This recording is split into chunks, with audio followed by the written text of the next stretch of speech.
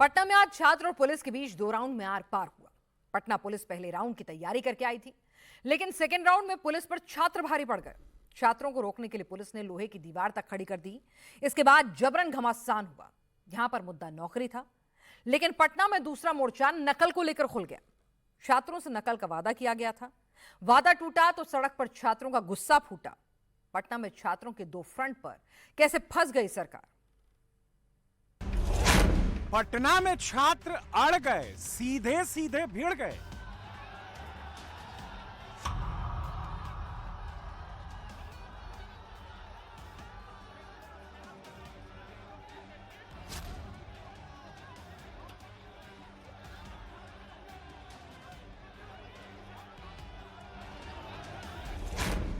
डाक बंगला चौराहे पर डंडे चले।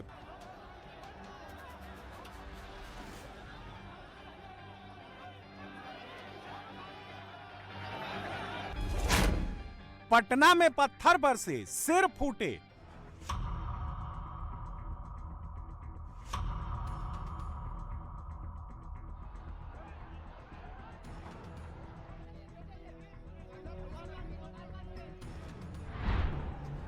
पहली बार पटना के डाक बंगला चौराहे पर लोहे की दीवार खड़ी कर दी गई है।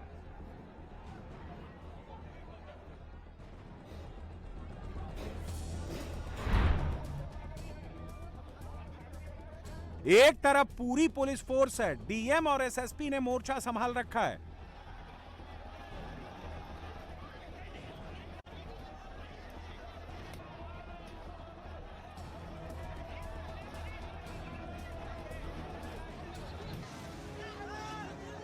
तो दूसरी तरफ हजारों आंदोलनकारी छात्र लोहे की दीवार के पार जाने पर अड़े हैं और पुलिस फोर्स छात्रों को पीछे धकेलने पर तुली है।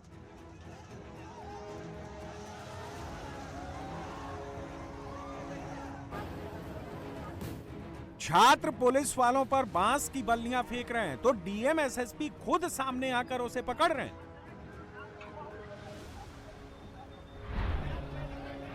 पुलिस ने धक्का मुक्की कर रहे छात्र को पीटा, तो छात्रों ने मोटा डंडा उठाकर फेंका जो सीधे डीएसपी कामाख्या सिंह के नाक पर लगा।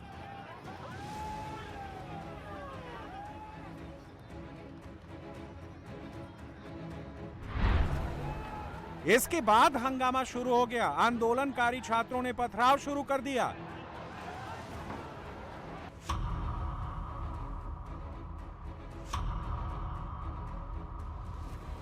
पुलिस वालों पर जमकर पत्थर बरसाए जाने लगे। पुलिस वालों ने प्रोटेक्टिव शील्ड से बचने की कोशिश की, लेकिन कुछ पत्थर सीधे पुलिस वालों को लगे। पत्थर लगने से एक महिला सिपाही घायल हो गई। छात्रों को काबू करने के लिए पुलिस को हल्का बल प्रयोग करना पड़ा, लाठी चलानी पड़ी, छात्रों को लोहे की दीवार से दूर खदेड़ना पड़ा।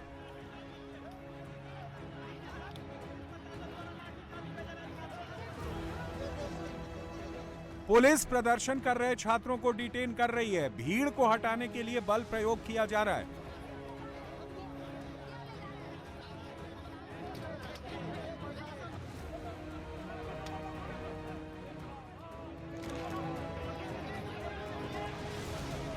देखिए, हम शांतिपूर्ण तरीके से थे। जब मैं यहाँ पहुंचा तो मैंने कहा कि साहब, मैं 9 दिन से भूखा हूँ। ये भारत का संविधान है, मुझे शांतिपूर्ण प्रदर्शन करने का आजादी देता है। सबके हाथों में तिरंगा है, काला पट्टी है। मैंने कहा मुझे जाने दीजिए। उन्होंने कहा कि हम नहीं जाने देंगे। हम कहे मेरा अधिकार है, आपको जाने देना होगा। तो वो कहते हम तुम्हारी औकात दिखा देंगे। 15 सूत्री मांग को लेकर के लगातार 13 अगस्त से गर्दनीबाग धरना स्थल पर टिके हुए हैं। ये बताइए सर, क्या हम मांग कर रहे हैं? ये तो नहीं मांग कर रहे हैं कि हमको सांसद बना दीजिए, विधायक बना दीजिए। हम लोग यही मांग कर रहे हैं, बिहार के शिक्षा व्यवस्था को सुधारिए, क्योंकि बिहार का शिक्षा व्यवस्था पूरी तरीके से चौपट हो गया। पीएससी अधिकारी के द्वारा हम लोग कुत्ता हैं, हम लोग छात्र हम लोग अनाज के लिए उठाने के लिए लड़ते हैं और हम लोग आवाज उठाते रहेंगे। बताइए, हम लोग कुत्ता हैं? अधिकारी द्वारा हम लोग कुत्ता कहा जाता है। हम लोग छात्र हैं, हम लोग पढ़ने लिखने वाले छात्र हैं। अपने हक के लिए नहीं लड़ेंगे तो कौन लड़ेगा? ये लोग डिटेन किए हैं और हम लोग छात्रों को फेयर की मांग कर रहे हैं। जिस तरह से छात्रों पर लाठी चार्ज किया गया, छात्र परीक्षा में सुधार नहीं किया जा रहा, तो हम लोग इसी की मांग कर रहे हैं। इसके बावजूद भी प्रशासन लाठी चार्ज कर करके जबरदस्ती सबको जेल में डाल रही है। सरकार को ये पता थी हम लोग प्रोटेस्ट करने वाले हैं, उसके बाद भी जानबूझ के ये हमारा डेमोक्रेटिक राइट का वायलेशन किया गया इनके द्वारा। और ये जब तक डेमोक्रेटिक का एक भी पिलर पे अगर खतरा आएगा हम लोग रोड पे मिलेंगे। इससे हमको कोई सरकार का लाठी और सरकार का जेल नहीं डर। हम तो 9 दिन से अनशन पर बैठे हुए हैं, हमारी बातों को सुनने के लिए कोई तैयार नहीं है। हमारे साथियों का लगातार तबीयत खराब है। वार्ता अगर सरकार करती तो इस तरह की स्थिति नहीं होती। पुलिस के डंडे बरसाने पर छात्र थोड़ा पीछे हटते हैं और जैसे ही पुलिस शांत होती है छात्र फिर इकट्ठा हो जाते हैं।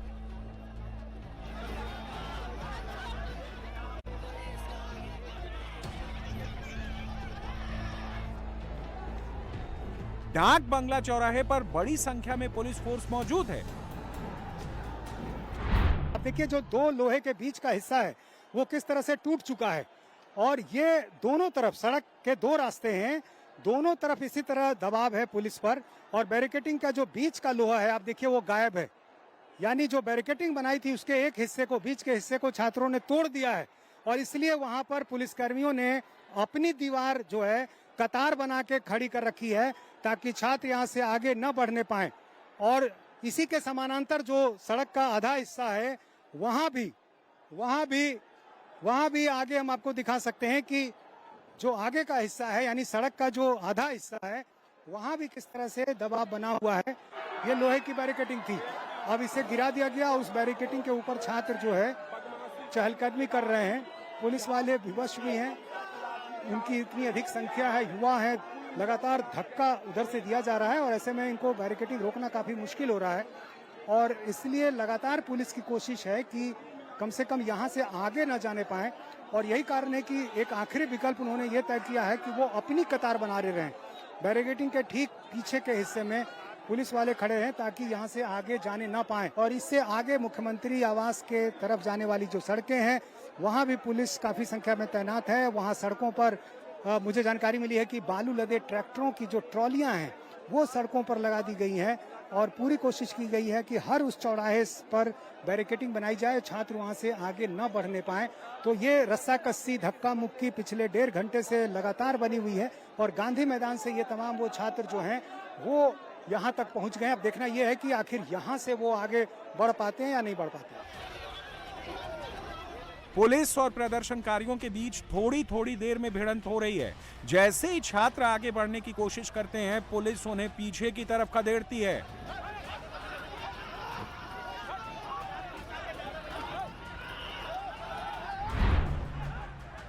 पटना के डाक बंगला चौराहे से सीएम आवास सिर्फ 5 किलोमीटर दूर है। अगर छात्र डाक बंगला चौराहे से आगे बढ़े तो हालात बिगड़ सकते हैं। थोड़ी देर पहले छात्रों ने पुलिस की एक एक करके 3 बैरिकेडिंग को तोड़ दिया। छात्रों को रोकने के लिए जेपी गोलंबर पर फोर्स तैनात की गई। सीआरपीएफ जवानों को भी उतारा गया, लेकिन छात्र जेपी गोलंबर पर लगी बैरिकेडिंग को तोड़कर डाक बंगला पहुंच गए। पुलिस उन्हें पीछे धकेलने की कोशिश कर रही है, लेकिन स्टूडेंट सीएम आवास की तरफ मार्च करने पर अड़े हैं। तो एक बार फिर कोशिश की, देखिए पुलिसकर्मी से कैसे उलझने की कोशिश की जा रही है। एक छात्र नेता बैरिकेडिंग के ऊपर चढ़ गया है और वो आगे बढ़ने की जब कोशिश कर रहा है, पुलिस वाले भी बैरिकेडिंग के ऊपरी हिस्से में चढ़ गए हैं और उनकी कोशिश है कि ये किसी तरह से बैरिकेडिंग को लांघ ना सके।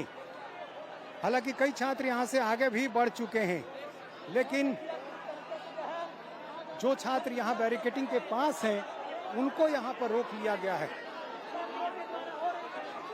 सारे छात्र यहाँ भींगे हुए हैं, पुलिस वाले भी भींगे हुए, लेकिन हर कोई तैयार है। कोशिश किया जा रहा है, हम लोग का आवाज दबाने की कोशिश किया जा रहा है, पुलिस रोक रही है। वाटर पानी हमारी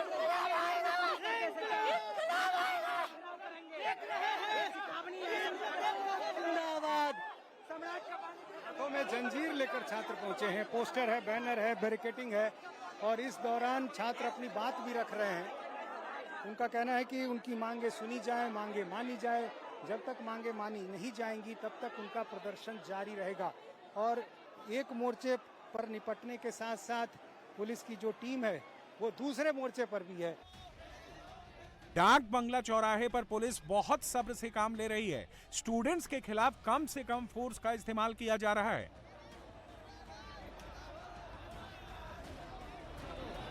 डाक बंगला पर सीआरपीएफ जवानों के साथ स्टूडेंट ने धक्का मुक्की भी की। इस दौरान एक छात्र का सिर फट गया और एक छात्रा बेहोश हो गई।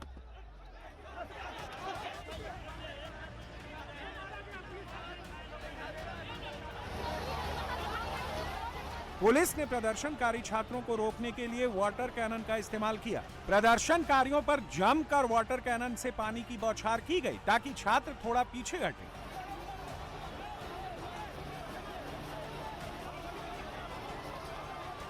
लेकिन गर्मी इतनी है कि वाटर कैनन ज्यादा असर नहीं कर रहा है। पानी की बौछार में प्रदर्शन कर रहे छात्र शैंपू लगाकर नहाते भी दिखे। वाटर कैनन का इस्तेमाल शुरू हो गया है। वाटर कैनन का इस्तेमाल शुरू हो गया है। ये देखिए दोनों वाटर कैनन एक साथ, दोनों वाटर कैनन का इस्तेमाल शुरू हो गया। एक साथ दोनों वाटर कैनन, दोनों सड़कों पर वाटर कैनन का इस्तेमाल। यहाँ देखिए रेडियो स्टेशन से आने वाली जो सड़क है वहां भी पानी की बौछारें फेंकी जा रही है छात्रों पर।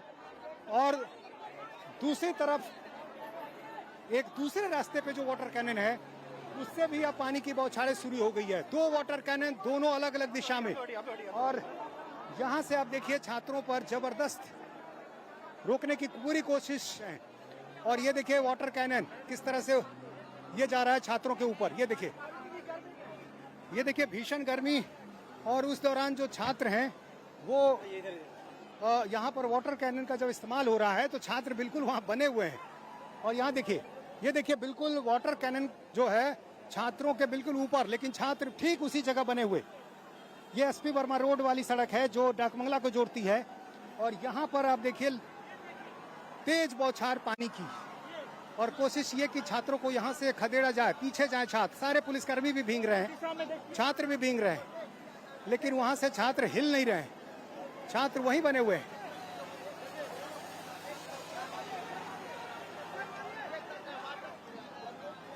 डाकबंगला चौराहा सबसे व्यस्त चौराहा, चार रास्ते, चारों व्यस्त सड़कें, दो रास्ते पर छात्रों ने कब्जा जमाया और वहां कोशिश की यहां से आगे बढ़े, लेकिन वाटर कैनन का इस्तेमाल कर छात्रों को रोकने की कोशिश की जा रही है।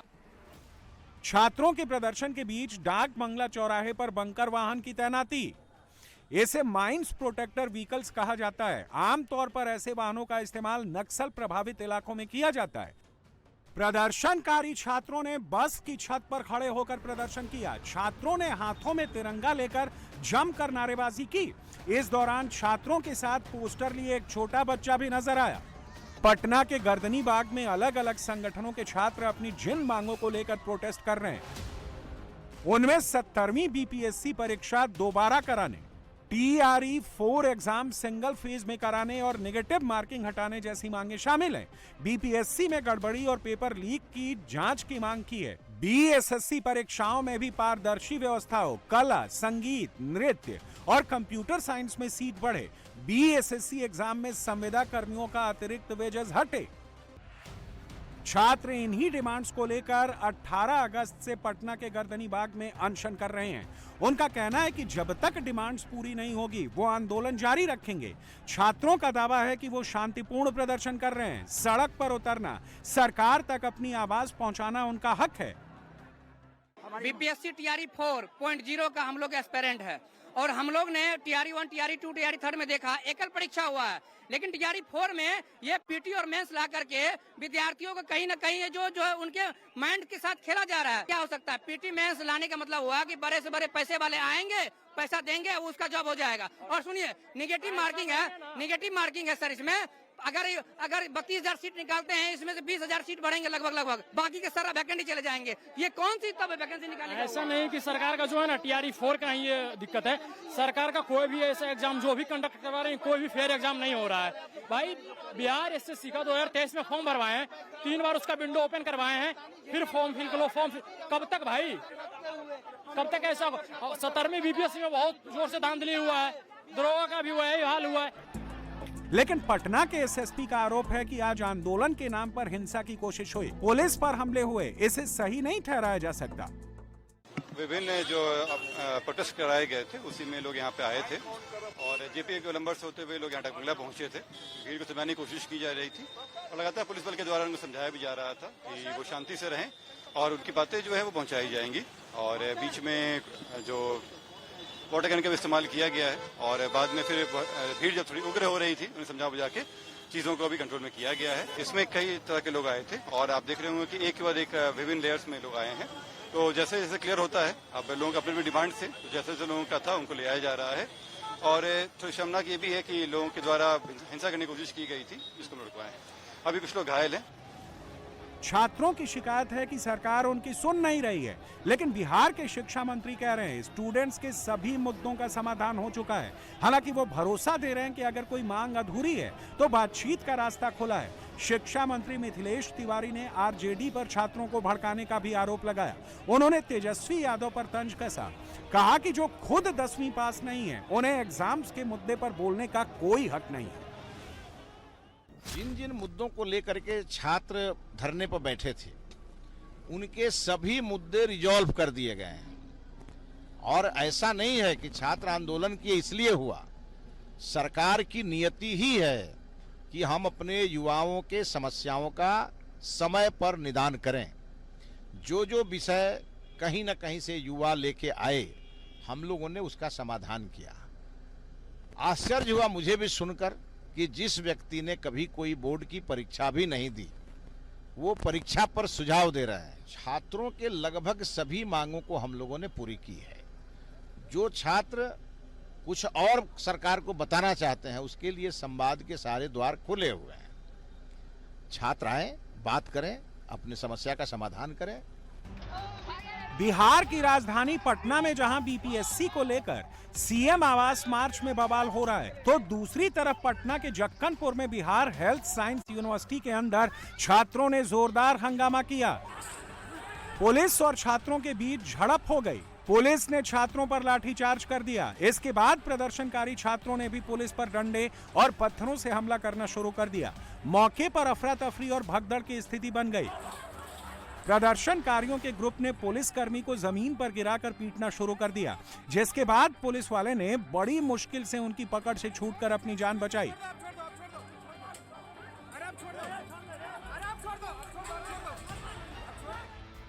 इस दौरान प्रदर्शनकारी छात्रों ने यूनिवर्सिटी के अंदर तोड़फोड़ भी की। कर्मचारियों के साथ भी मारपीट की गई।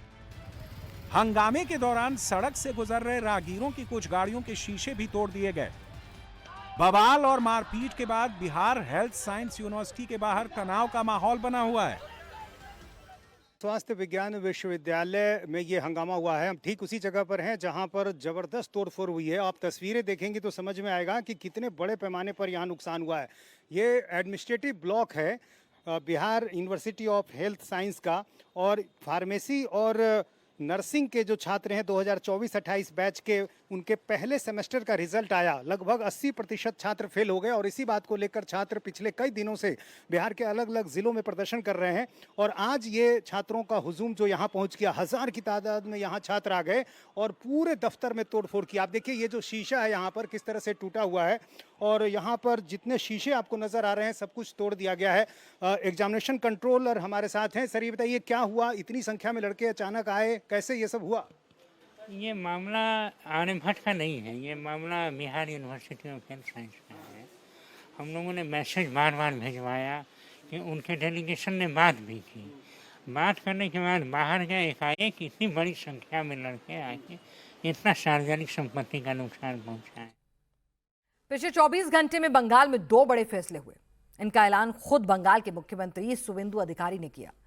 बंगाल की जिन यूनिवर्सिटीज में दिमागी नक्सल की क्लासेस चल रही थी, वहां पर अब राष्ट्रवाद का पाठ पढ़ाया जाएगा। बंगाल में 15 साल तक बहुत कुछ होता रहा जो कभी सामने नहीं आया। इसका एग्जाम्पल हरिपुर है, जहां पर 86% हिंदुओं को सजा मिली और इनाम 92 मुसलमानों में बांटा गया। जादवपुर से हरिपुर तक पूरी स्टोरी आप खुद देखिए। क्या जादवपुर कैंपस दिमागी नक्सल का अड्डा बन गया है? ये सब दिमागी नक्सल जो शिक्षा अंगन में के नष्ट कर रहा है, उसके खिलाफ वो सब बंद करने के लिए हम लोग अभी ये निश्चित किया है। जादवपुर कैंपस में दिमागी नक्सल की ट्रेनिंग होती है।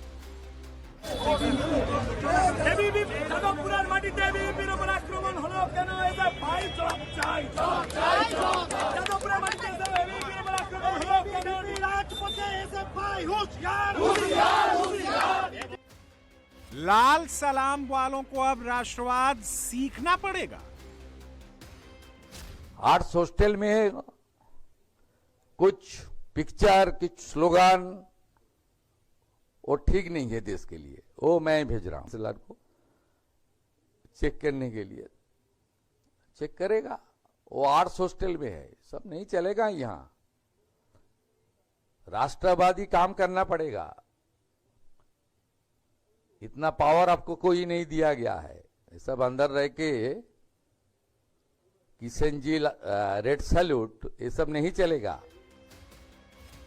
दिमागी नक्सल कैसे दिखते हैं, क्या लिखते हैं, छात्रों को क्या पढ़ाते हैं, जेन जी के दिमाग को कैसे कैप्चर करते हैं, जादवपुर विश्वविद्यालय की दीवारों पर इसकी गवाही लिखी है। फ्री फिलिस्तीन, लाल सलाम, ब्रेक फासिज्म विथ रेड, माओवादियों के लिए प्रार्थना, नक्सलबाड़ी और अलग अलग देश विरोधी स्लोगन हॉस्टल की दीवारों पर लिखे गए हैं। कुछ ये देखिए स्लोगन है, long live Naxalbari, smash Hindutva, ठीक है। या फिर आप वर्ल्ड व्यू की तरफ जाएंगे तो आपको दिखने को मिलेगा कि long live the martyrs of CPI Maoist, जो एक टेररिस्ट ऑर्गेनाइजेशन है, उनके खिलाफ, उनके लिए, उनके सपोर्ट में स्लोगन्स लिखे हुए हैं। तो शुभेंदु अधिकारी ने जो बोला है ये तो बहुत ही अच्छी बात बोला है उन्होंने। इसी यूनिवर्सिटी में पिछले साल नवंबर में नक्सल जो है, माओवादी जो है, जिसे इंडियन आर्मी ने ठोक के मार डाला था, ठीक है ना, हमारे वीरों ने मार डाला था, उनको लेके एक हॉल बुक करके उनको कोमेमोरेट किया जा रहा था। यहाँ के जो आरएसएफ जो है, जो नक्सल स्टूडेंट्स फ्रंट है, मतलब नक्सलियों के स्टूडेंट्स फ्रंट है, तो वो लोग इसे, उन लोगों को कोमेमोरेट कर रहे थे। और वहाँ उन्होंने ग्राफिटी बनाया था, long live comrade Basavaraju. Basavaraju वो है जो दंतेवाड़ा एनकाउंटर में हमारे 73 जवानों को वीरगति को प्राप्त करवाए थे। पश्चिम बंगाल में सरकार बदल गई है, सिस्टम बदल गया है, लेकिन देश विरोधी मानसिकता वाले जो लोग नहीं बदले हैं, उन पर अब एक्शन तय है, क्योंकि इस पूरे मामले की मॉनिटरिंग खुद शुभेंदु अधिकारी कर रहे हैं। 20 अगस्त 2026 की देर रात वामपंथी छात्र संगठन एसएफआई और एबीवीपी के कार्यकर्ताओं के बीच हिंसक झड़प हुई थी, जिसमें कई छात्र घायल हुए। एबीवीपी समर्थकों ने एसएफआई पर जादवपुर यूनिवर्सिटी कैंपस में घुसकर तोड़फोड़ और आगजनी का आरोप लगाया। तो वामपंथी छात्रों ने कहा कि हंगामा एबीवीपी के बुलाए बाहरी लोगों ने किया। जादवपुर यूनिवर्सिटी के आर्ट हॉस्टल में देश विरोधी स्लोगन और एबीवीपी छात्र संगठन के कार्यकर्ताओं के विरोध में 3 दिन से लगातार प्रोटेस्ट हो रहे हैं।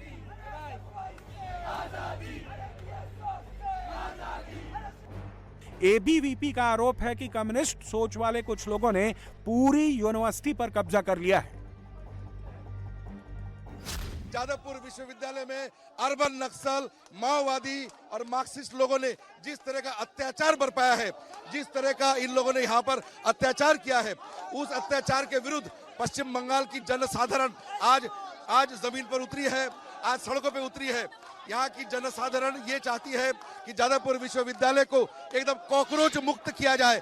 कॉकरोच मुक्त करने के लिए आज यहाँ पर हम कीटनाशक और डीडीटी लेकर जादवपुर का शुद्धिकरण करने के लिए हम लोग आज अभियान पर निकले हैं।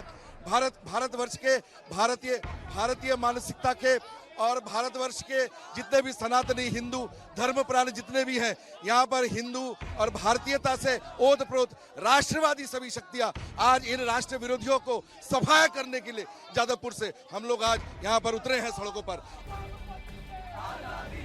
इन मामलों में पुलिस ने स्वतः संज्ञान लेते हुए अज्ञात लोगों के खिलाफ एफआईआर दर्ज की है। मामले की जांच भी जारी है,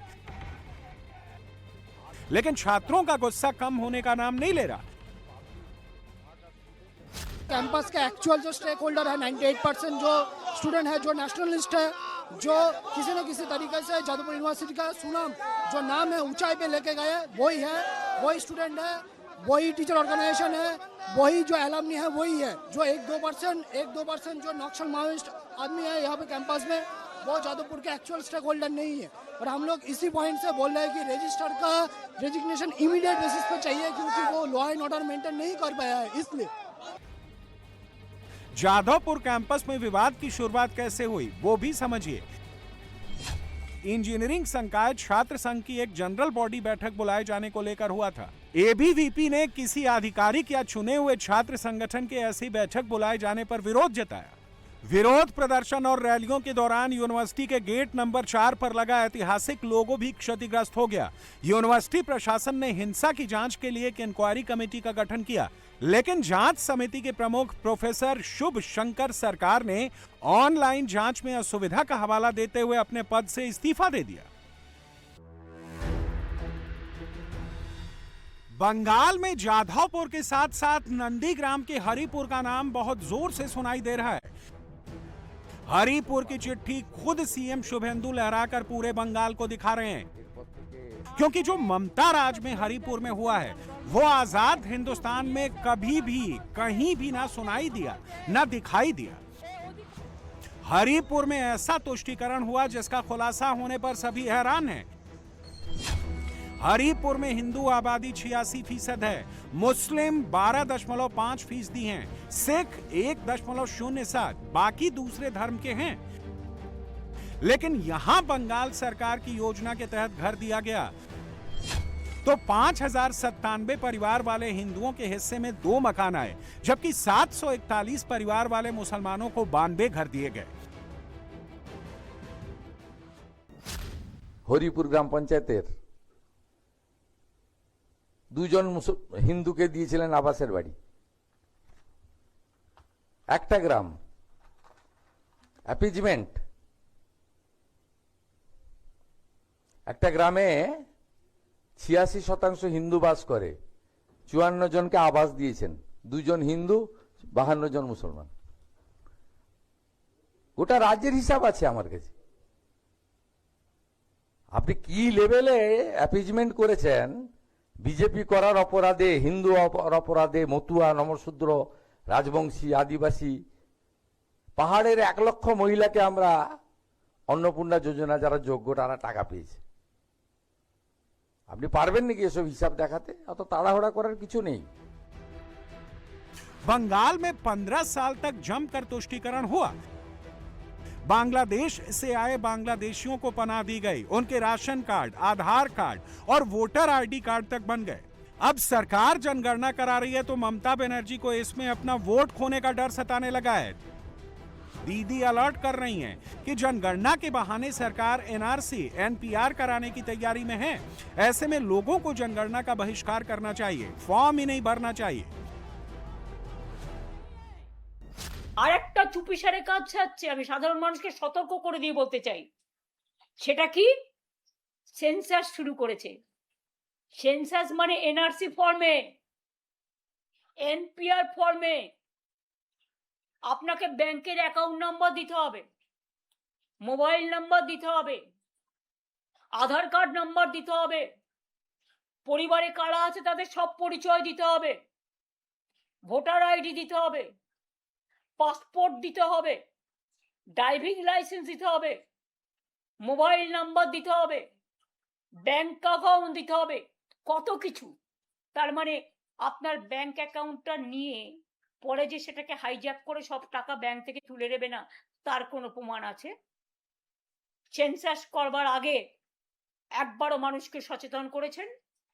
কোন রাজনৈতিক দলকে নিয়ে মিটিং করেছেন? ममता बनर्जी को जनगणना साजिश लगती है, लेकिन बीजेपी ने क्लियर कर दिया है कि जनगणना होगी। जो भी देश का नागरिक है उसे कोई असुविधा नहीं होगा, लेकिन जो बांग्लादेशी हैं उसे बंगाल से जाना पड़ेगा। नहीं, बस ठीक है, कोई असुविधा नहीं है। कोई देखिए, नागरिक जो है वो छूट ना जाए, ये हमारा लक्ष्य है। लेकिन जो बांग्लादेशी है, जो पाकिस्तानी है, विदेशी है, उसको चिन्हित करके हम यहीं से भगाएंगे, इसमें कोई संदेह नहीं है। इसीलिए जो नागरिकता के लिए नागरिक जो है उनको ये सुविधा दिया जा रहा है। ममता बनर्जी इन दिनों मीडिया के सामने नहीं आती, जो भी कहना होता है सोशल मीडिया के जरिए कहती हैं। ममता बनर्जी ने कहा है कि वो राजनीति से संन्यास नहीं लेंगी और सड़कों पर उतरकर अपनी लड़ाई जारी रखेंगी। लेकिन कभी उनके साथी रहे ऋतव्रत के मुताबिक बनर्जी दीदी को डिल्यूजन हो गया है। वो वास्तविकता से दूर हो गई हैं। वो वही सुनती हैं जो सुनना चाहती हैं। वो राजनीतिक सच्चाई को स्वीकार करने को तैयार नहीं हैं। देखिए, 4 मई चुनाव होने के बाद 6 तारीख जिस मीटिंग हुआ था, जिस मीटिंग में मेरा लीडर मदन मित्रो जी, मैं, हम सब लोगों को खड़ा होना पड़ा था अभिषेक बनर्जी को स्टैंडिंग ओवेशन देने के लिए। उस दिन डॉक्टर ममता बनर्जी का कहना था कि हम लोग 180 सीट में जीते हैं। तो हम लोग थोड़ा हैरान हो गए थे, 80 सीट में हम लोग जीते हैं, वो क्लेम कर रहे थे 180 सीट में। फिर नेक्स्ट डे बोले 230 सीट में जीते हैं। तो डिनायल मूड में है, और खास करके फेसबुक के अंदर रहने से ये डिनायल मूड और ज़्यादा बढ़ रहा है। तो मैं उनसे गुजारिश करूंगा, डॉक्टर ममता बनर्जी से मेरा एक ही गुजारिश है कि फेसबुक के बाहर थोड़ा निकल के आ जाइए और आके जो बोलना है वो बोलिए। 2 दिन के भीतर ममता बनर्जी के लिए 2 अच्छी खबरें आई हैं। अमडांगा से विधायक पीरजादा कासिम सिद्दीकी एक बार फिर दीदी कैंप में लौट आए हैं। कुणाल घोष के मुताबिक विधायकों को बरगलाकर दूसरे खेमे में ले जाया गया था। अब धीरे धीरे विधायक लौटने लगे हैं। कुणाल घोष ने ऋतव्रत बनर्जी को चुनौती दी कि टीएमसी के विधायकों को सीक्रेट बैलेट से फ्लोर टेस्ट करवाना चाहिए, जिससे ये पता चल सके कि असली विपक्ष का नेता कौन है। कासिम सिद्दीकी, ऑनरेबल रिस्पेक्टेड पीरजादा फुरफुरा शरीफ का ऑनरेबल एमएलए, वो है अमडांगा से। कासिम सिद्दीकी ममता दीदी का सोल्जर है। ममता दीदी का ऊपर उनका पूरा रिस्पेक्ट था। ममता दीदी का अंडर में, ममता दीदी का लीडरशिप में अभिषेक के साथ कासिम सिद्दीकी पॉलिटिक्स पहले भी किया, आज भी है। थोड़ा कुछ कंफ्यूज उनको कर दिया था कुछ लोग, इधर साइन कर दीजिए, हम लोग भी दीदी के पास जाएंगे। तो वो कंफ्यूज हो गए, सोचा ये भी दीदी का विंग है। तो जब उनको ये मालूम होगा जो वो तो दीदी का खिलाफ है, तो कासिम सिद्दीकी तो पूरा दीदी का साथ है। वो उनका मुंह से आप लोग सुनिए, वो दीदी का साथ थे, दीदी का साथ है और दीदी का साथ ही रहेंगे।